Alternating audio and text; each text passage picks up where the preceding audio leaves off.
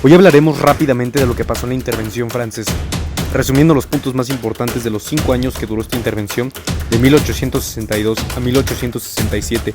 Pero primero, nos tenemos que ir para atrás para entender un poco las causas.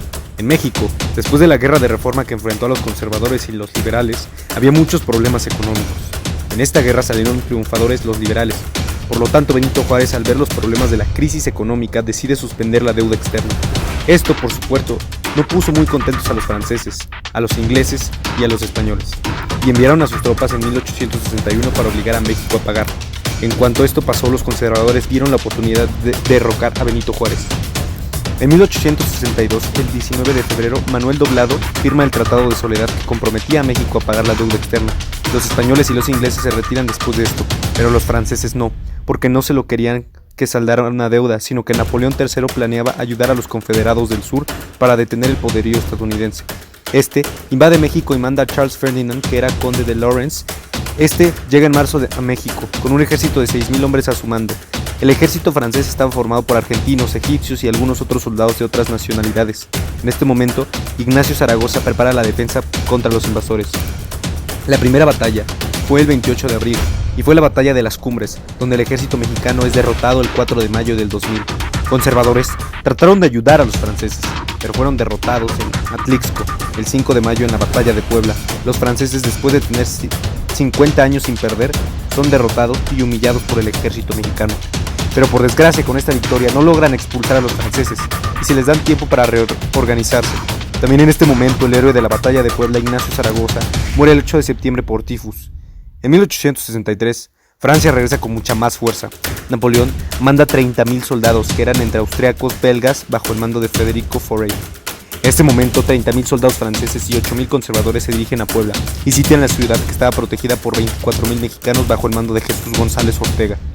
Los hombres resisten por 72 días el asedio francés hasta que se rinden y dan por perdida la ciudad el 17 de mayo. Los franceses, después de esta victoria, se dirigen a la Ciudad de México. Benito Juárez toma a todo su gabinete y los archivos de la nación y se lleva todo a San Luis Potosí, donde se establecería la capital por un tiempo. Después, muy fácilmente los franceses toman la Ciudad de México. El gobierno de Juárez seguía vigente y había guerrillas por todos lados. La guerra no había acabado. Los franceses, después de su victoria en la Ciudad de México, se dirigen a Tabasco y toman la capital. Los republicanos los detienen en la batalla de Jahuacal, evitando su avance, y el ejército francés se tiene que retirar a la capital. En 1864, los franceses avanzan cada vez más al norte, por lo tanto Juárez tiene que llevar su gobierno a Saltillo. Los franceses avanzaban rápido y tomaron Aguascalientes, Zacatecas, Colima, Durango y Guadalajara, pero todavía no podían con Tabasco, donde fueron expulsados por el general Gregorio Méndez en el intento de la toma de San Juan Bautista. El archiduque austriaco Maximiliano de Habsburgo acepta la corona mexicana que era ofrecida por los conservadores. Napoleón le dice que la acepte y que estaría protegido por el ejército francés. Maximiliano y su esposa Carlota aceptan y llegan el 28 de mayo a México. Entran triunfales a la Ciudad de México el 12 de junio y empiezan a vivir en el castillo Chapultepec. Ahí es donde empieza el Segundo Imperio Mexicano. Maximiliano realmente tenía muchas ideas liberales y esto no le gustaba a los conservadores. Él quería mejorar el país. Maximiliano y Carlota mejoraron el sistema educativo, fomentaron el respeto a las leyes y a los indígenas, y construyeron el Paseo de la Emperatriz, hoy llamado Paseo de Reforma.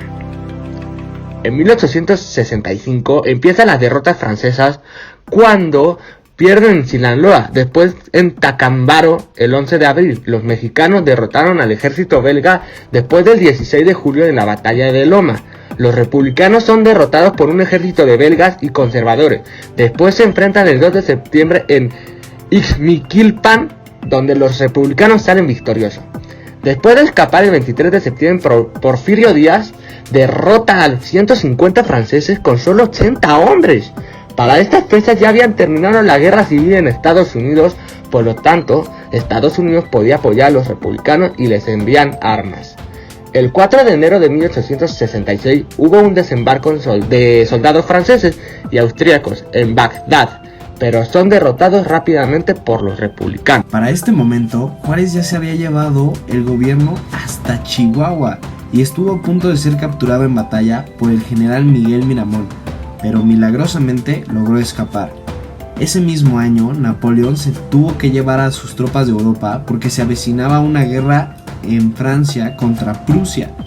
Sin tropas, Maximiliano de Habsburgo tenía los días contados. El 8 de junio, Carlota viaja a Francia para tratar de que el emperador le regrese las tropas, pero no tiene éxito. Tampoco puede regresar a México, dejando a Maximiliano solo. El 13 de enero regresa el primer desembarco de 700 hombres a Europa.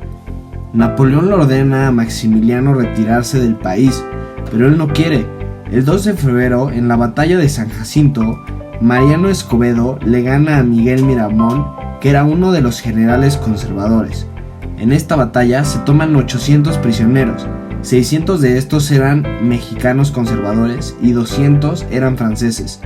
De todos estos prisioneros, fusilan a 139, entre ellos a Joaquín Miramón, que era el hermano de Miguel Miramón.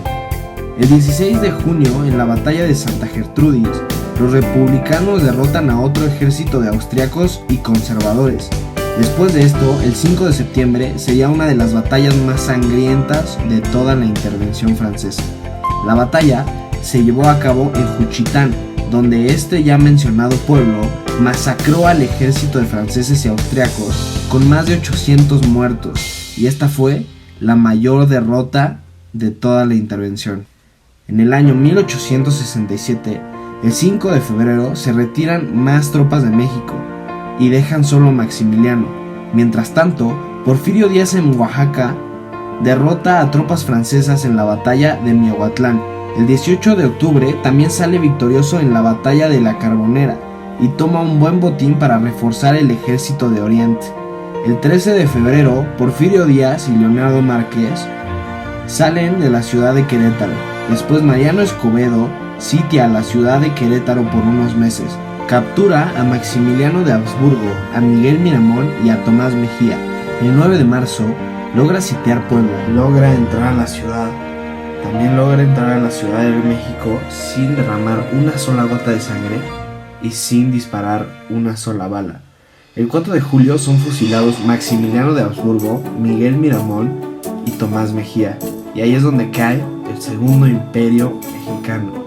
El 15 de julio de 1867, Benito Juárez entra triunfal a la Ciudad de México, terminando con la Segunda Intervención Francesa.